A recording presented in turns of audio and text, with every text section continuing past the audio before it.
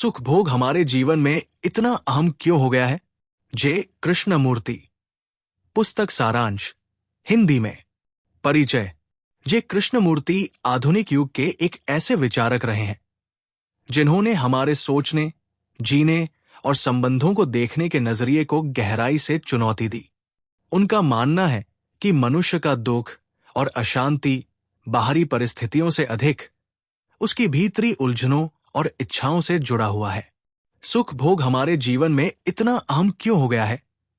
इस प्रश्न पर कृष्णमूर्ति बड़े गहरे चिंतन के साथ विचार करते हैं। ये किताब सुख, दुख, लालसा और चेतना की संरचना पर एक गंभीर आत्ममंथन है। मुख्य बिंदु सारांश। 1. सुख की खोज एक अंतहीन दौड़ है। कृष्णमूर्ति कहते हैं कि मनुष्य लगातार सुख की तलाश में भागता रहता है। भोजन, आराम, यौन सुख, संपत्ति, पद, नाम, प्रसिद्धि, प्रेम और मनोरंजन, ये सभी उसे क्षणिक सुख देते हैं, परंतु वो स्थायी नहीं होता। 2. सुख एक आदत बन जाता है। जब हम किसी सुख का अनुभव करते हैं तो हमारा मस्तिष्क उस अनुभव को दोहराना चाहता है। यही दोहराव धीरे धीरे लालसा बन जाती है और सुख की चाह आदत में बदल जाती है।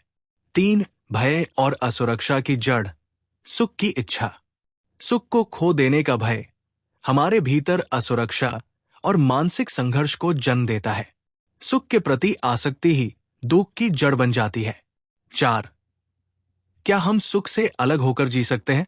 कृष्णमूर्ति सवाल उठाते हैं, क्या हम सुख की चाह से मुक्त होकर एक सहज, सजीव और शांत जीवन जी सकते हैं? उनके अनुसार सुख को नकारना नहीं बल्कि उसकी गहराई से समझ लेना आवश्यक है। 5. ध्यान, सुख से परे जाने का मार्ग।